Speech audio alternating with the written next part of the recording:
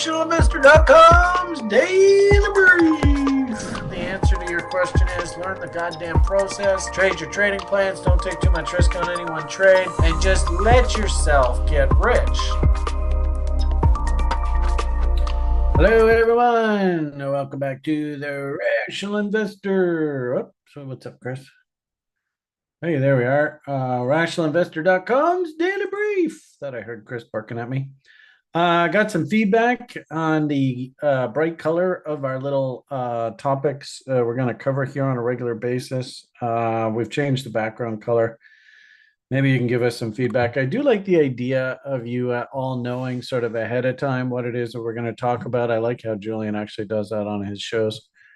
And I don't really have a screenshot of what I'm actually doing real time. So I do like to have this little thing right up here. I do have the YouTube recording page on there. So that's why you see that there. It kind of helps me out a lot.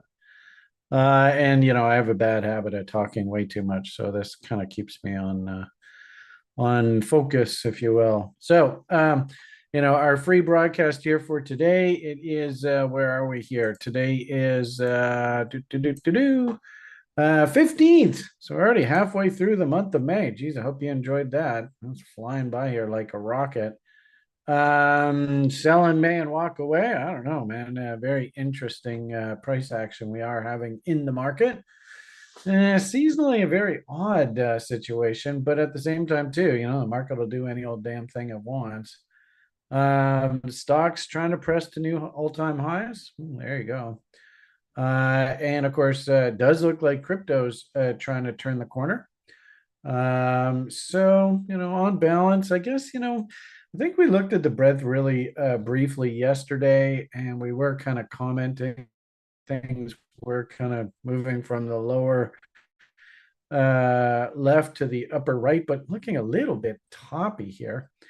Having said that, you know, basically we are still rebuilding this breadth indicator. So we don't necessarily have an egregiously overbought condition. You know, I think I've told you before, we get these sort of run for the hills signals.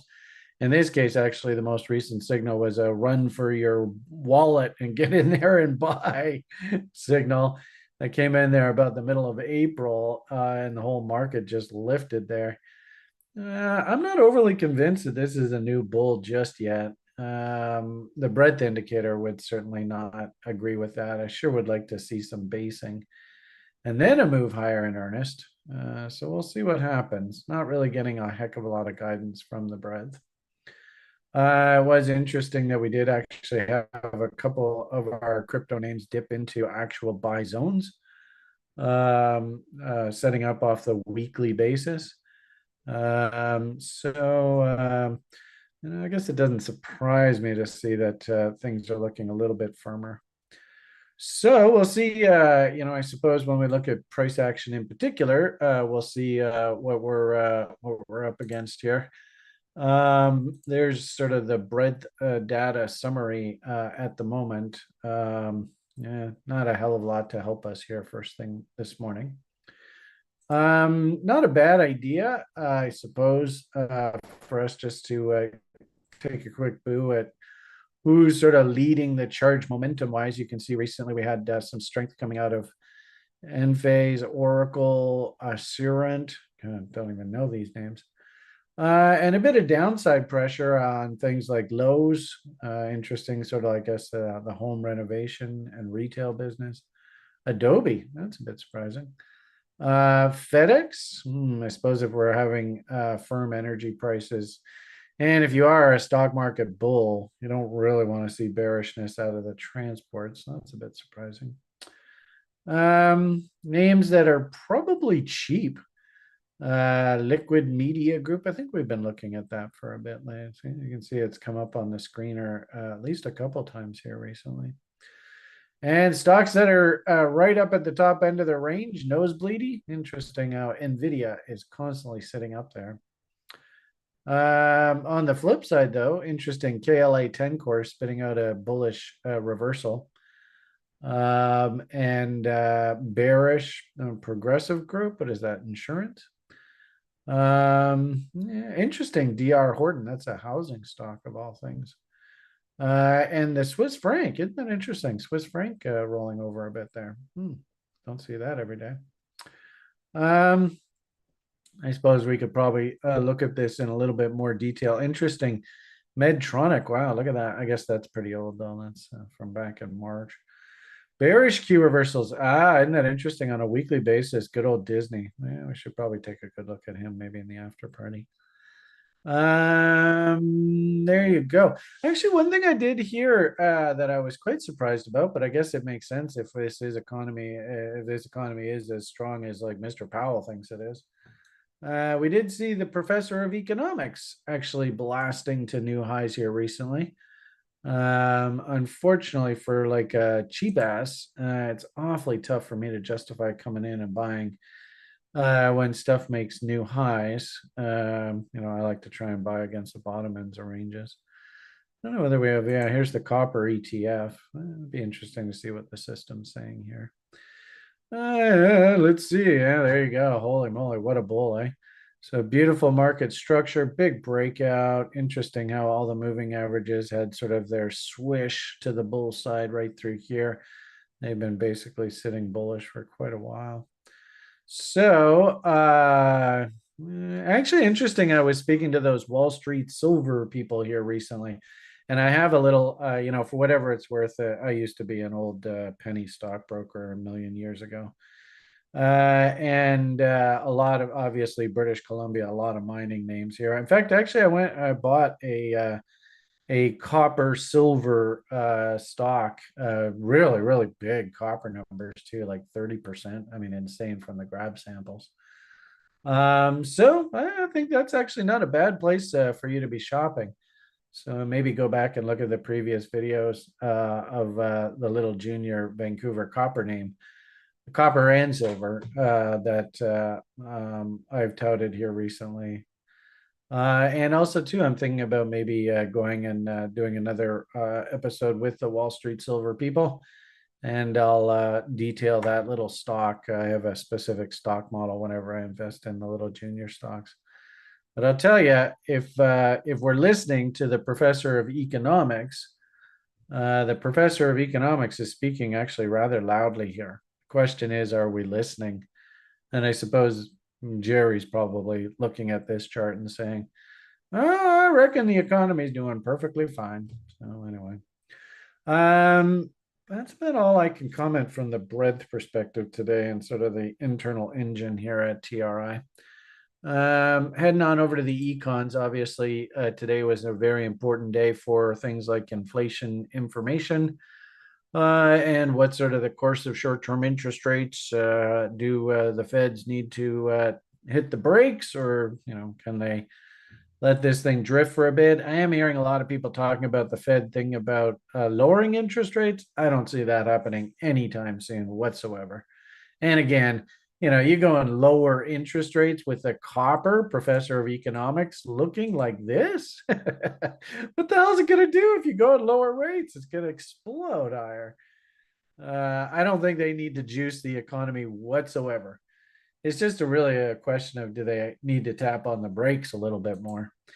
And I hate to say it, folks, but these aren't exactly deflationary numbers. I would call this maybe disinflationary, in that, I mean, we're still living with inflation. And the interesting thing is, if you compound this over a 3 or 4 or 5 year period, these numbers actually start to get pretty dramatic, like literally prices going up 20, 30, 40% over that period. And we're all living this reality now. Thank you, bankster crooks. Need to remind everybody, though, and I constantly tell people this, that this was all done 10 years ago. So, coming out of the great financial crisis, which was nothing more than just the US banking industry got themselves into a lot of trouble. And since the US is the world's hegemony, if the US has a problem, then the whole world has a problem. And what was their solution? Their solution was just to print ridiculous amounts of money, tenfold at least increase in the money supply, And now, the inflation numbers, and keep in mind, inflation is just a made up concept. They're starting to play catch up when it's in the banksters' interest to actually have the prices of everything in our society catch up to the insane money printing that's going on. And the worst part about it is that these socialist governments, which is so odd. I'm not quite sure why our society has turned so insanely socialist, communist, really. Um, but there's no slowing. I mean, Biden's printing money like a drunken whore. I think he's printing, well, anyway.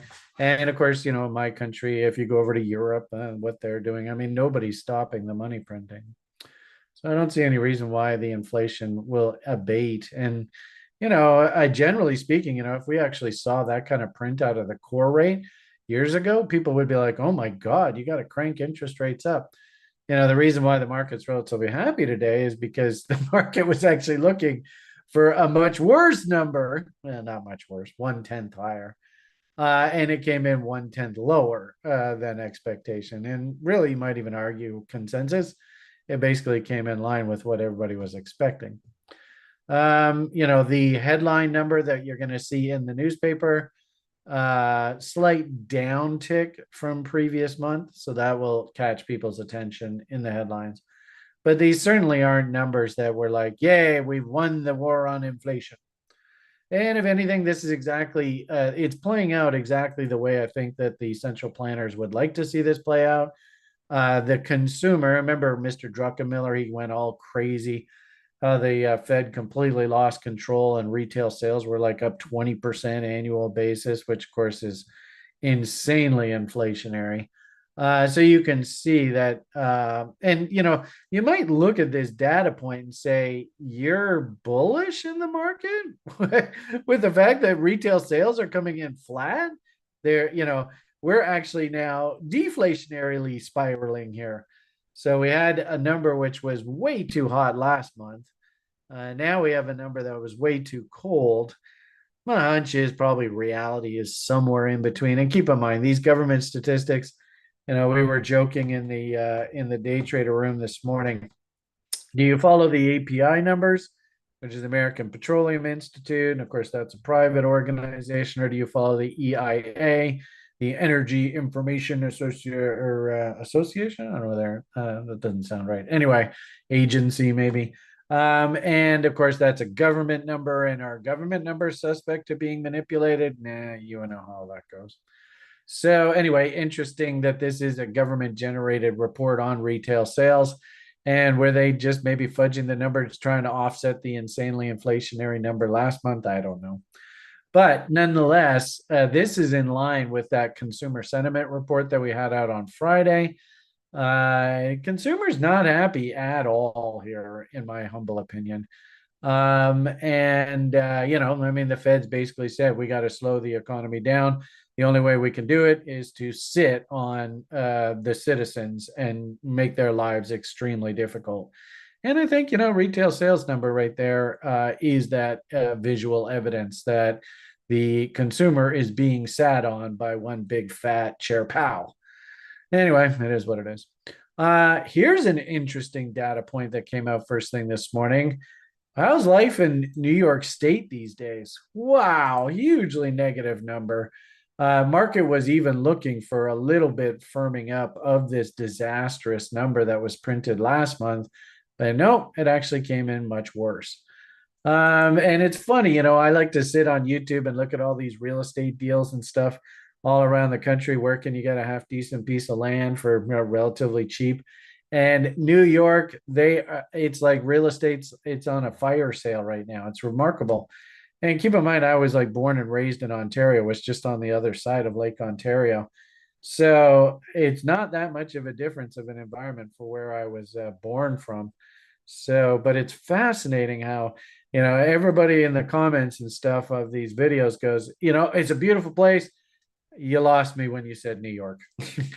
So I don't know. I mean, obviously, taxes, socialism, communism in these big states, California, New York. I don't know. Maybe there's a few other in there. they're not doing very well right now. The communists. Yeah, thanks. But interesting that the data coming out of New York State is really poor. So, you put it all together. I mean, it's interesting. The retail sales number was actually down quite a bit, but kind of in line with expectations if you take autos. I've also heard a lot of people talking about that the auto industry right now is absolute train wreck. And of course, we've all seen what Allen's stock has done recently. And I think we had, I can't remember where it was, but I think we had a conversation recently about maybe it was a YouTube video I was watching that the Americans are slapping on huge tariffs on China because China is trying to just dump product into the US market, and they're just flooding the market, desperate for any kind of business at fire sale prices. Now, I would caution you, don't buy Chinese goods. It's a train wreck just waiting to happen. I've never heard of anybody who has bought a product from China and it's done well. I remember when we had a TRI meetup 4 or 5 years ago, Julian bought these cell phone chargers from China, and literally they were useless a day or two after we opened up the packages. I mean, just garbage. So be careful about buying electric cars made in China. That's just got disaster written all over it. Keep in mind, those lithium batteries are extremely dangerous. Anyway, that's here nor there. Obviously, the big mover for a guy like me who trades these silly futures products this morning, we had the EIA number. Actually interesting how that's not printed there. We had the oil inventories come out, and actually, they came out a nice little drawdown there. Market was looking for about half of what it came in, but what was interesting here was I told you earlier, the API numbers actually came out yesterday, and they kind of suggested, I don't have that on the screen here, they kind of suggested that there was going to be a drawdown. So interesting to see. Crude oil is firming up here a little bit. I did take a short shot on crude when it rallied back into the VWAP, got stopped out, lost a little bit of money on the trade. But anyway, it is as it is. Shut the live trading down after I booked the loss, and I'll come back and play the game again tomorrow.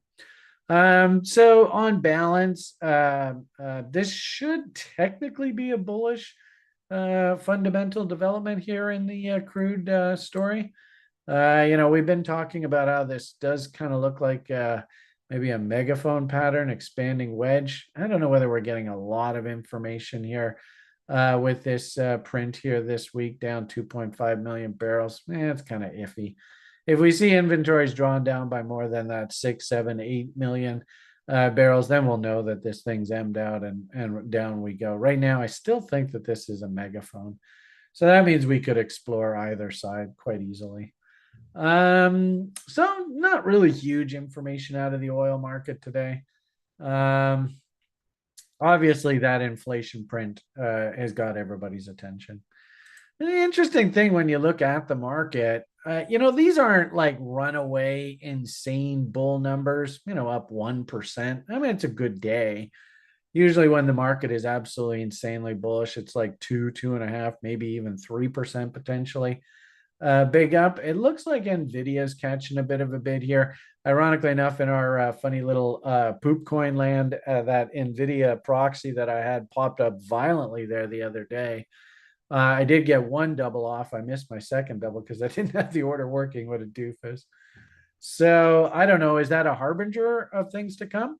It was interesting to see that, of course, our funny little memes, the GME and the AMC. I don't know whether I see. Yeah, there's AMC. AMC actually on this event. And keep in mind, I've shown you guys these stories before. I mean, they are an absolute train wreck when it comes to fundamentals. This one's not so bad, although you never like it when they actually don't even bother printing numbers. Like the book value per share is negative $7.70. That can't be a good sign. I mean, 300 million shares out, maybe roll some stock back. I don't know.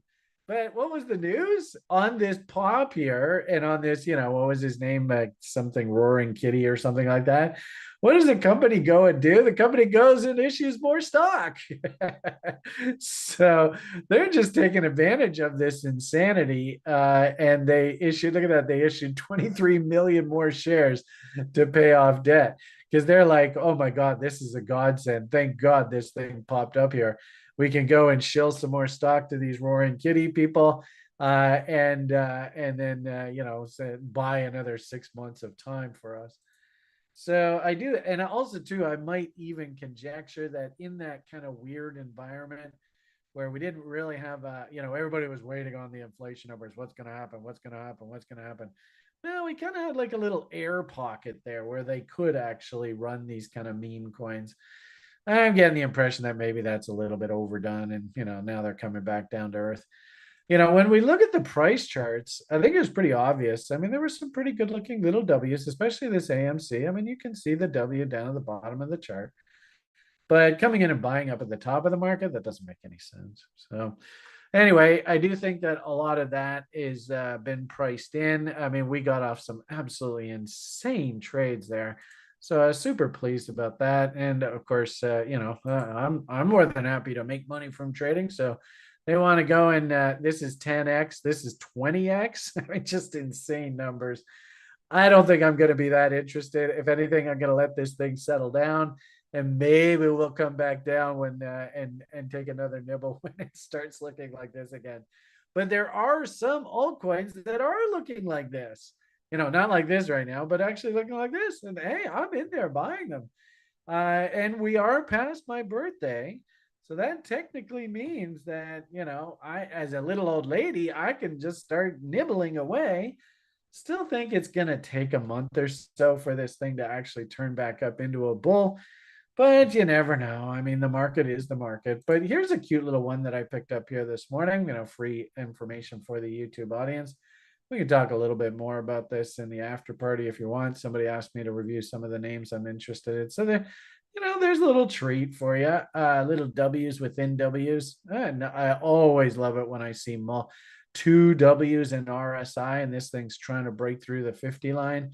You know how insane these things can go. So, I mean, I absolutely love that chart. So there I am. Did a little bit of nibbling on that guy. And maybe we'll take a look at a couple other names that I nibbled on in the after party. So there's a nice little treat for you. I suppose finish off this free offering here.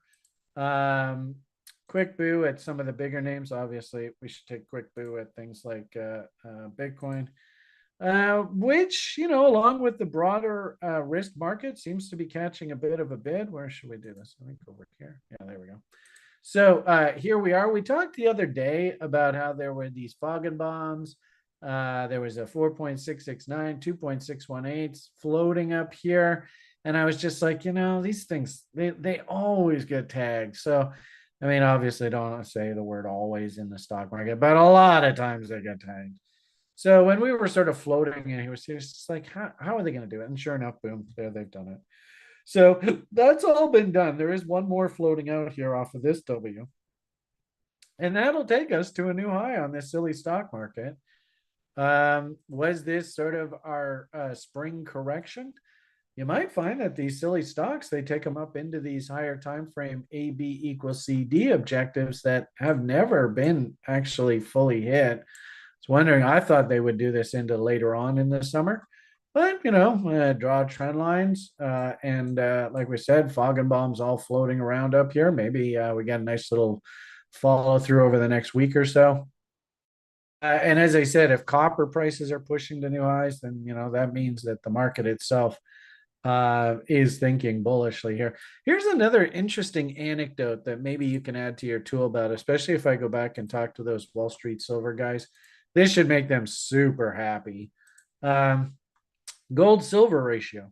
So, interesting through, the great financial crisis, which again, I told you earlier, I think it's just a load of horse shit. But, and of course, money printed like crazy. When this ratio goes down, it means that silver's outperforming. When this ratio goes up, it means gold's outperforming. So we spent quite a bit of time after they printed the shit out of the money. A lot of people were like, I don't know, maybe the United States of America's days are done. I don't know. Anyway, panic peak here into interesting right through the sickness. And then, oh my God, is the economy going to collapse? They went and printed just a ridiculous amount of money, which of course ignited that massive inflationary push.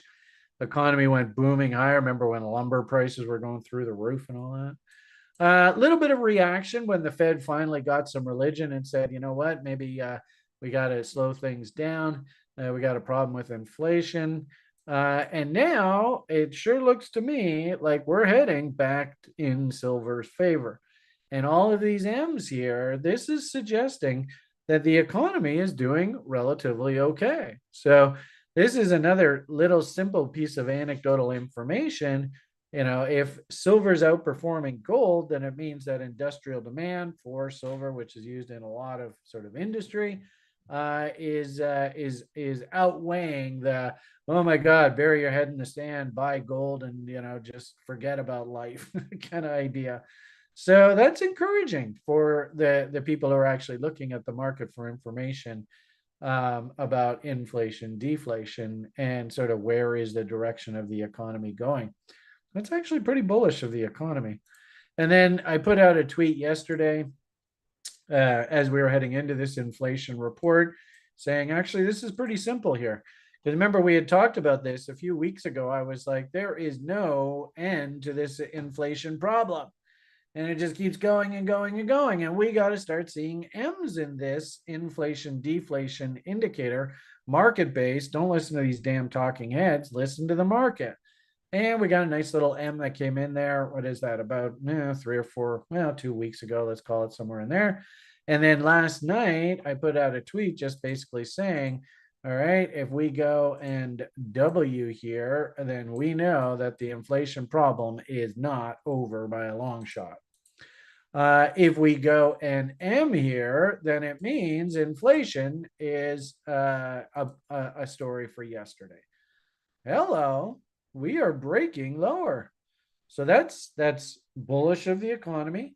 It's bullish of sort of us not getting destroyed through hyperinflation of inputs, things like energy prices and labor costs. You saw the retail sales numbers coming in soft.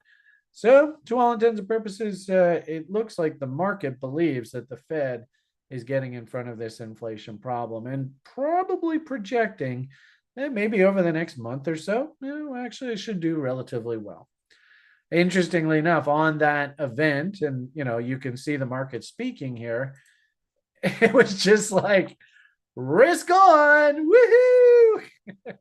All the commodity currencies all booming higher, all the stock indexes booming higher, bonds, and obviously our inflation deflation vote is based on the bond market. The commodities, interesting how crude oil just absolutely fell apart here this morning.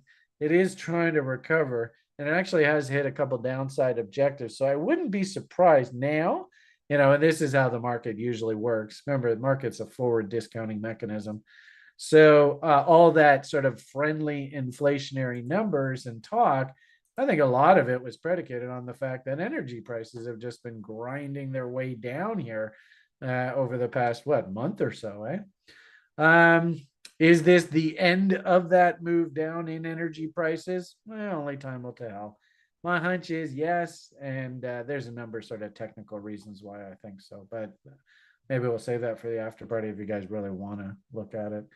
But I would just simply say here is this a relief rally? Could be. Are we surging to new highs in stocks? Actually, a number of them are. I wouldn't be surprised if the stock market trades to new highs. NASDAQ seems to be pretty popular. And of course, we've got that NVIDIA. It's surging here today. And of course, it's got its earnings coming out on the 22nd. So that'll be actually, I guess, 1 week from now. So you might find that we get one of these scenarios where the whole market just catches a bid right into this event. And if they outperform, great. The bull is on, rock and roll. If they underperform, then that's probably it for the rally. And then, of course, final conversation here. Looks like crypto's doing pretty well. The fact that we were banging out these absolute insane wins in Solana poop coin land, and the kids were getting happy about meme names and stuff like that, that might have been a little bit of a tell that, things aren't so bad in crypto land. Higher time frame perspective, it does look to me like we've bounced off this 13 EMA on the weekly charts. We have recaptured this fast trend line. We still have to come up and deal with this higher time frame, bigger trend line way up top that is confirmed off a market structure. So what this kind of looks to me like is an A, B, C, D, and oh, what a big surprise. It looks like the market is telling us that it wants to go up and test the top end of the range there. If we look at the daily charts, I had said recently, we got to see some W's here, folks, or this thing is just going to keep cascading lower. And sure enough, it looks like we've got the W's coming in. As I said there a moment ago, I still think that this is our playground. So it's not like we're breaking the new all-time highs right now. And I think you can see A, B, C, D. It does look to me like we're going to push up top here. So that's good. I mean, what the hell? It's also confirmed on volume. There was a big volume surge there, obviously, on that inflation report. The entire risk market, everybody was like, woohoo, we're not going off the cliff.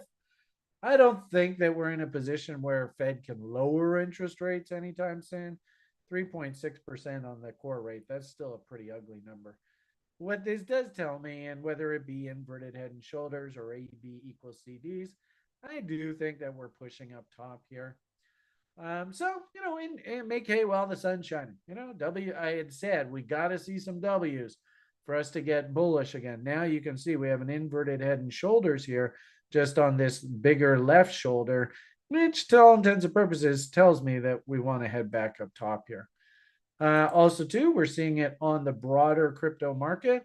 What's interesting about this image is if we actually change this to a line chart, notice there's a goddamn W, son of a bitch. Now we'll see how this, plays out through the end of the day. It's crypto, so we might just fade right back. But the bottom line here is it's about bloody time we start having some W's come in here. This was a new intraday, intra bar low. I'm not sure what we want to call it the other day. So I can't really start saying that we have 3 higher lows to work with to justify the bullish bot breakout levels. I think we're probably still going to need a week or so just to let this thing settle out and go sideways and clean up a little bit, give us another W low, the right-hand low to set that base going forward. But it's constructive, right? We've got Brian's birthday finally out of the way. I would say just normally that this whole window here represents our seasonal troughing event. Don't look at me as the guy who's going to tell you Bitcoin and crypto will bottom on this day at exactly this price. That's not me. What I am is I'm the follow the chalk marks kind of guy. I trade setups. We've talked about this bullish bot setup that's floating out here. It's floating in crypto, the total market cap. It's also floating out there in Bitcoin. And if they want to take this thing up, give me a nice solid close above this 25 level. I wouldn't fault you if you said, you know what, I'm going to take that shot and I'll risk against these lows. And if we get stopped out, we get stopped out. It's a trader's life. I think what I'll do in the after party is we'll cycle through a bunch of these names, see if there's any W's working. These are Sjord's hot names that I think are super sexy. Was interesting to hear that. I did just out of the corner of my eye notice that cute little W there in this Flux, and this is a name that Sjord really likes and a recent addition to his list. So that actually has my attention a lot. Also, Julian's name, remember the social media influencers, these things are going to go 100x. Look at what's happening on this little guy down in the corner here. So I think that there are names that you could trade here. And then, of course, if you want to go over to Poopcoin land, oh my goodness. I mean, I showed you a name that I bought here. on the Solana network. And I think that there's a lot of money to be made in these little ones.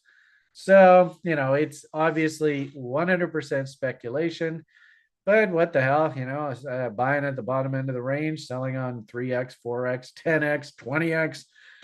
What the hell? I suppose there's harder ways to make money in this world. Okay, there's your report for Inflation Wednesday. As I said, we'll head on over to the after party. It was a little bit longer here today, but obviously there was a bunch of stuff that we needed to talk about around those econs. And, if anything, let's see. Oh, I wouldn't be surprised if by the end of the day, we're actually, they're going to print that, oh, look, the stock market is at new all-time highs. So get out there and buy, buy, buy. Bye-bye. Have yourselves a great day. All the best. PMA for the win. Slow, steady wins race. And the only thing my price is bye for now.